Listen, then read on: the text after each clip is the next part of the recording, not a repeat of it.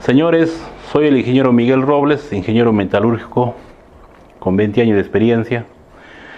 Tengo experiencia en lo que es procesos metalúrgicos como jefe de planta. Tengo experiencia en lo que es análisis químico de minerales. Estuve en varias empresas mineras, Minera Raura, Minera Tacocha, Minera Volcan, Minera Guarón, Brocal. Estuve en Mineras de Oro, Consorcio Minero Horizonte, Marsa, Dacreín. También tengo experiencia de haber trabajado en Ecuador en dos mineras, Oroconsen y Minera Tucadulom. Mi experiencia también se aboca en lo que es análisis de minerales. Estuve trabajando en SGS, en Minlat, en Inspectorate. Conozco el tema de gestión ambiental. Tengo también especialidad en lo que es seguridad. Tengo una maestría en lo que es gestión ambiental. En esta ocasión voy a compartir mi experiencia en lo que es análisis de minerales. El análisis de minerales es un proceso metalúrgico es de gran valor, porque mediante el laboratorio químico nos va a permitir conocer el valor de ley del contenido metálico que existe en una tonelada de mineral, lo que se va a procesar. Para un análisis químico, lo que vale primeramente es la toma de muestra. La toma de muestra en un proceso, el químico, el analista tiene que conocer el diagrama del proceso en sí de una planta. Si no conoces su diagrama en sí de una planta, no vas a saber de dónde va a coger una muestra. Paso 1. Conocer dónde se toma la muestra. Primero iniciamos en la cabeza. Cabeza de mineral. ¿Dónde se toma la cabeza de mineral? En la faja que ingresa a los molinos primarios. ¿Para qué sirve ese análisis de muestra? Sirve para determinar la humedad del mineral que ingresa a un proceso. Con esos resultados, el metalurgista va a permitir obtener las cantidades de toneladas por hora que pasa en su proceso. Y la toma de muestra en un proceso en planta es de 12 horas, señores. Cada hora hay que ir a tomar muestra, bien manual o bien es automatizado. Si es automatizado, hay que ver que pasa la máquina cada hora. Esa es la función del muestrista. ¿Qué más lo que tiene que saber el que toma la muestra? Tiene que saber tomar muestras de los molinos primarios y también tomar muestras de los concentrados. Y el último, lo que es el relave final. Es mecanizado y es automatizado. ¿Por qué digo automatizado? Porque las plantas, mayormente en Perú, las de mediana minería y grandes, todo es proceso automatizado. El sistema de Courier son tomas de muestra que se toma cada hora. Y si no hubiera, lógicamente el muestrero tiene que tomar cada hora su muestra manual. Ahí se presentan los problemas en el muestreo. ¿Qué pasa si en esa hora, en una planta automatizada, el balde de muestras se llenó? La pregunta nos hacemos, ¿ha habido una contaminación de muestra? ¿Qué se tiene que hacer? Inmediatamente informar al jefe de guardia, informar al superintendente y esa muestra descartar y poner de nuevo otra muestra. En planta pasa eso. Luego de terminar la jornada de las 12 horas, el muestrero tiene que coger todas sus muestras, tanto de cabeza, tanto de concentrado, de relave, y luego tiene que llevar al laboratorio, y ahí empieza otro trabajo de buenas prácticas de trabajo. ¿Qué son buenas prácticas de trabajo? Orden y limpieza. Primeramente, secar esos concentrados, tanto de cobre, plomo, zinc, secar esos relaves. Ahora, la muestra en faja. Sabemos que la muestra en faja viene en una granulometría de media pulgada o 3/4 de pulgada. Ahora, eso tiene que preparar la muestra. ¿Cómo preparar la muestra? Lógicamente que pasa un pequeño prechancado y un pulverizado en una pulverizadora de anillo. Esa pulverizadora de anillo tiene que estar limpia. ¿Y cómo limpiamos? Lógicamente limpiamos con sílice. Luego enjuagamos, hacemos un lavado de las ollas con la misma muestra. ¿Para qué? Para evitar contaminación. Si no haces esas prácticas, buenas prácticas de trabajo, lógicamente que tu muestra de cabeza va a salir contaminada. En un laboratorio tiene que estar clasificado las muestras, las ollas de pulverizado.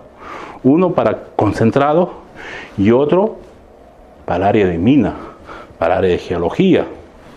Tiene que tener un ambiente ventilado, donde tiene que haber un extractor de polvos, tiene que haber un soplete de aire comprimido para limpiar las ollas, y tiene que haber su sílice, tiene que haber una brocha, tiene que haber una franela para poder limpiar. y el alcohol para limpiar los anillos de la pulverizadora. Luego los concentrados se tienen que filtrar. ¿Para qué filtrar? Para eliminar el agua que existe en los concentrados. Luego de terminar de filtrar, tenemos una torta redonda. Esa torta redonda hay que cuartear en 4 pedazos, en 4 partes. 2 partes se hace secar y 2 partes se desecha.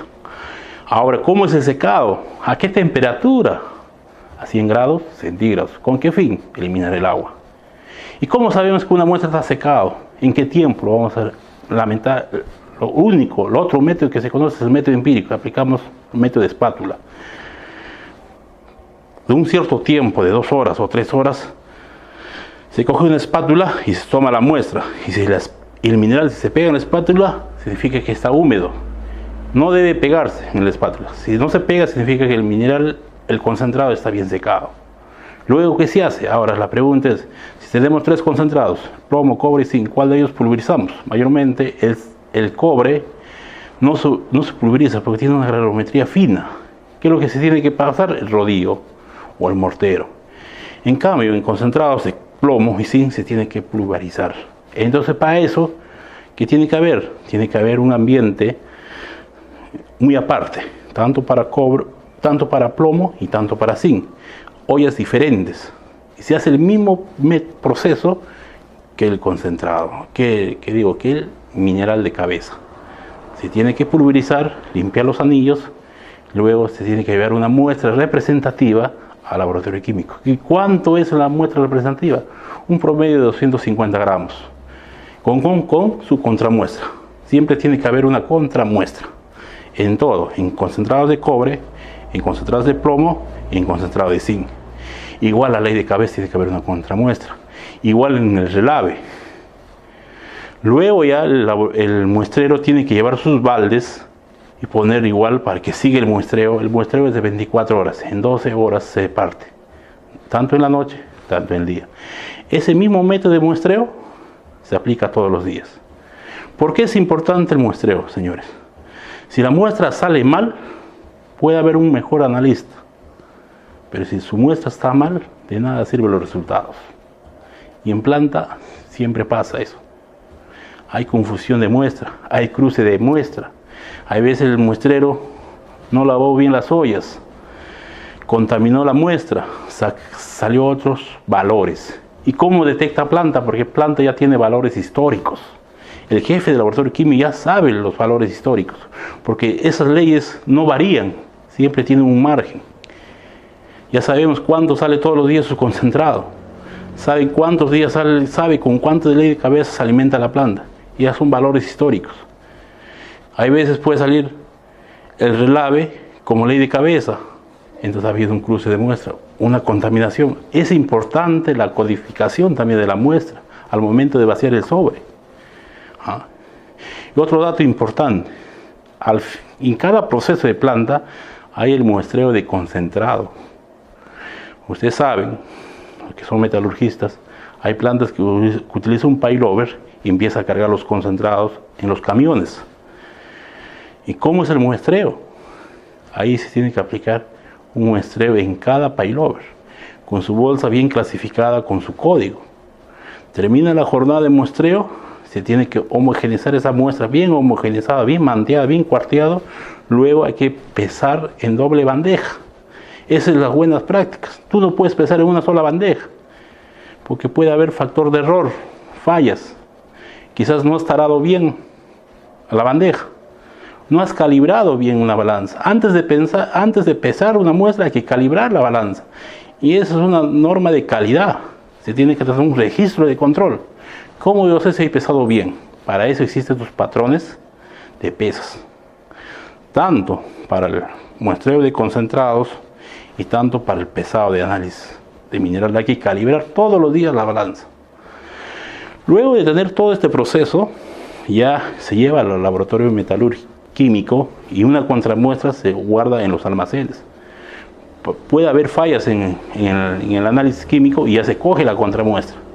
Ahora, el asistente o ayudante empieza a pesar. Para empezar a pesar un concentrado, primeramente tiene que estar la balanza bien calibrada. El ambiente adecuado a una temperatura adecuada. El ambiente debe estar hermético y cerrado y solamente debe haber una sola persona pesando. Pesa tanto para absorción atómica y tanto para análisis volumétrico. Luego ya se empieza el ataque químico. Para el ataque químico, señores, tienes que contar con una buena campana extractora de gases. Si no cuentas con una buena campana extractora de gases, estás contaminando el medio ambiente. Estás contaminando a los trabajadores que trabajan alrededor de ese proceso. Se tiene que utilizar las buenas prácticas de trabajo. EPPs completos. Extractor de gases activado. Mayormente los extractores de gases en un laboratorio químico se regula con la soda cáustica. ¿Qué quiere decir?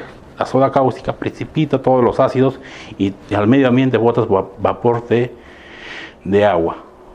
Entonces, si tiene que pesar, pesan 0.25 gramos o 0.5 gramos en cada vaso bien codificado, por doble. Cada muestra de concentrado para absorción atómica tiene que hacerse por duplicado, más el patrón de cobre, el patrón de zinc, el patrón de plomo. Se preguntarán ahora, ¿cómo se hace un patrón de muestra? Un patrón de muestra es una recopilación de minerales, de concentrados, que puedes hacerlo por un mes. Esa tienes que validar ese resultado. ¿Qué quiere decir? Coges una cierta cantidad de concentrado durante el mes, homogenizas bien, tú analizas esa proporción de muestra en tu laboratorio de mina y esa contramuestra tienes que llevarla a varios laboratorios. SGS, MINLA, Inspectorate. De eso vas a tener un indicador, un resultado, y vas a determinar en qué margen estás. Si estás dentro del margen adecuado, entonces ese va a ser tu patrón de guía. En cada muestra, tanto para el análisis volumétrico, tanto para la lectura de la resolución, tienes que trabajar en función de tus patrones. Si no tienes patrón, estás trabajando a ciegas. Luego de proceder a pesar todas las muestras de cobre, plomo, zinc con sus patrones respectivos, tienes que saber atacar una muestra. Ahora se preguntarán, ¿a qué temperatura ataco? Si ataco a 100 grados, me voy a demorar. En una planta es muy diferente trabajar en un laboratorio de Lima que trabajar en una planta en mina. El tiempo es oro, una planta de mina. Los resultados tienen que estar al día siguiente. En cambio, tú trabajas en un laboratorio de Lima, puedes tener resultado una semana. Más presión existe trabajar en un laboratorio en mina que trabajar en un laboratorio en Lima. Y para eso, ¿cómo son las buenas prácticas de temperatura en una estufa? Mayormente se trabaja a 250 grados, hasta 200 grados centígrados. Tienes que cuidar que la muestra no proyecte. Si proyecta la muestra del vaso de vidrio, estás perdiendo muestra. Y para eso, ¿qué tienes que hacer? Cada muestra de vaso tiene que tener su tapa. La tapa que es una luna de reloj que se tapa. Y tiene que estar bien atacado. Hay bastante cuidado ahí, que las muestras no deben quemarse. Primeramente se ataca con ácido nítrico. Todas las muestras tienen que eliminarse todos los gases nitrosos. Luego se hace un reataque con ácido clorhídrico. Y es un proceso muy simple. Hay que tener cuidado bastante con el ataque de plomo.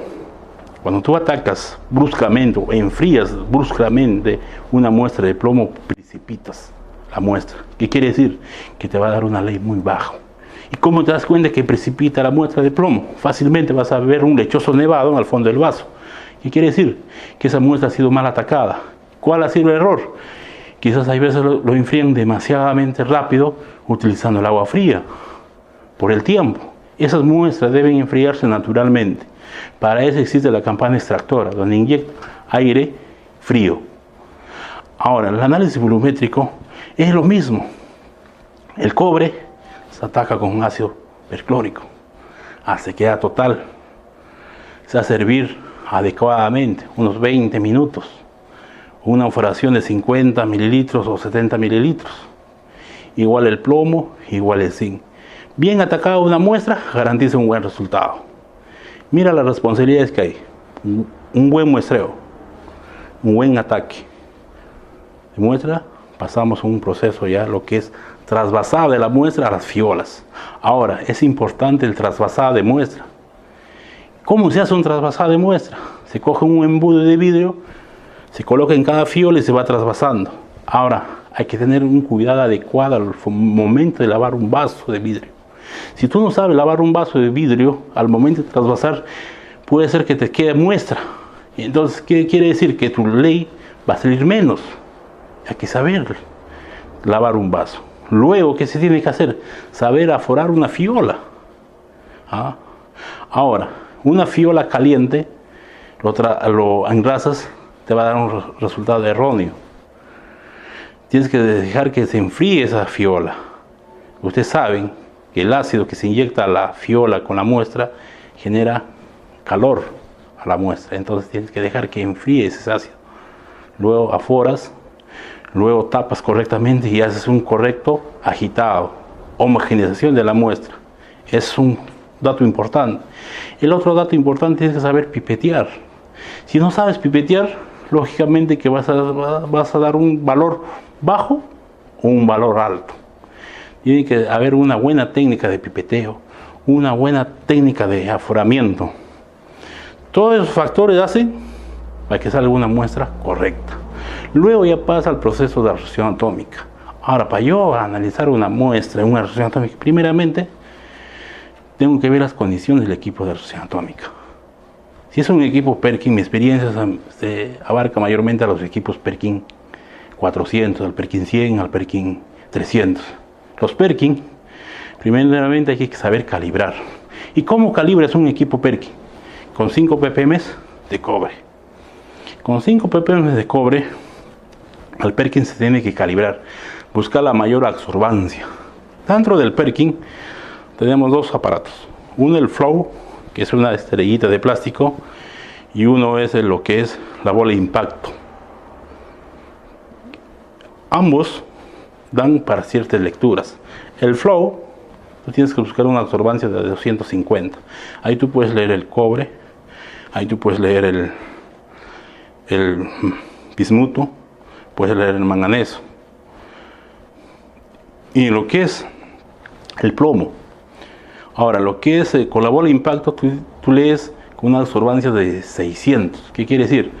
Que ahí lees elementos inestables como el fierro, el oro, la plata, el manganeso. Eso estás leyendo con un cabezal de 10. En los equipos Perkin tiene dos tipos de cabezales, un cabezal de 10 y un cabezal de 5. El cabezal de 5 es para leer el zinc. Entonces, tú puedes hacer una curva de 3 puntos. Tienes que darte una línea recta. Es importante eso. Que el equipo esté estable. Que la presión del acetileno esté correctamente.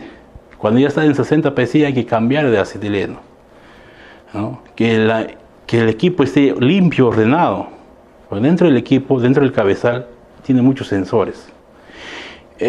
Ese equipo se trabaja mediante un software donde tú ves la gráfica, ves la lectura y tienes que conseguir tus patrones. Los patrones son valores ya que tú conoces. Entonces, dentro de esos rangos, si tú lees, primeramente antes de leer una muestra, tienes que leer tu patrón. Si tu patrón te da la misma lectura de siempre, lectura de referencias, que está dentro del rango, procedes a leer las demás muestras. Pero ¿qué pasa si el patrón está mal? ¿Cuál es la pregunta ahí? Quiere decir que las demás muestras están mal, ¿ve? Porque el patrón es el clave para que las cosas salgan bien.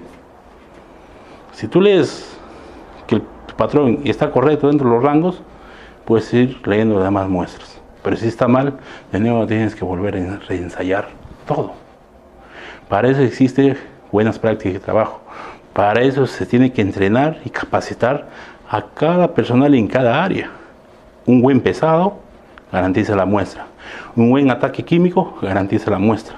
Un buen trasvasado y pipeteado y agitado garantiza la muestra. Y todos esos pasos hechos bien, va a salir bien la absorción atómica. Pero si se hace mal, de nada sirve todos esos trabajos que se ha hecho. Desde la toma de muestras es importante. Si una toma de muestras se ha hecho mal, lo demás no nos sirve para nada, porque los resultados van a salir erróneos. Eso también pasa igual en volumetría. Si está mal atacado la muestra, no se ha homogeneizado bien, lógicamente que te va a dar un valor erróneo. Cuando se hace un análisis volumétrico, hay que tener bastante cuidado del cobre. No dice, otros colegas dicen que el cobre es fácil.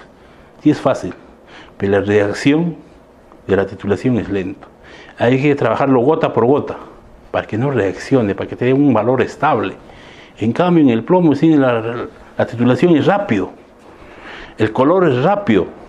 Entonces lo que tú tienes que ver no es cuánto estás gastando, sino tienes que ver el color de reacción. Cuando se cambia el color, significa que ese es el punto clave para parar y dar un buen resultado.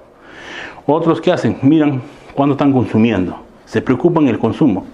Tú tienes que preocuparte el cambio de color en la volumetría. Es el punto clave que tu proceso está bien. Pero ojo, todo se trabaja con patrones. Patrón para volumetría de zinc, patrón para volumetría de plomo. Si esos patrones están mal, significa que tu muestra está mal. En el tema de oro es lo mismo, también es igual. Se prepara patrones para ensayos del fuego de plata, tanto para oro. Entonces ahí también tiene que estar correctamente pesado la muestra, bien homogenizado, ¿no? Un régulo adecuado, un tamaño adecuado. Si está mal eso, lógicamente que te va a dar un resultado muy bajo. El oro es muy delicado y muy cuidadoso, tanto como en la cabeza, tanto como en el relave. El carbón, igual. El carbón tiene que estar bien lavado, bien secado, para poder dar un buen resultado. Yo pienso que con estas recomendaciones se va a hacer un buen análisis químico. De ese análisis químico va a depender cuánto de producción estamos produciendo durante el día, cuánto de ganancia va a tener la empresa. Pero si sale mal, entonces lo que va a pasar es que el metalurgista de plata va a trabajar a ciegas. Entonces todas estas recomendaciones debemos cumplirlo adecuadamente, con un entrenamiento adecuado, con una buena capacitación al personal, tanto el jefe de laboratorio, los analistas y los ayudantes en cada proceso. Señores, con estas recomendaciones que les doy, vamos a hacer un bonito diplomado. Voy a transmitirle mi experiencia en el campo metalúrgico, en el campo químico. El químico que no conoce bien el proceso, el circuito, está perdido. Para eso tiene que saber interpretar un balance metalúrgico. El químico está obligado a saber cómo es un balance metalúrgico.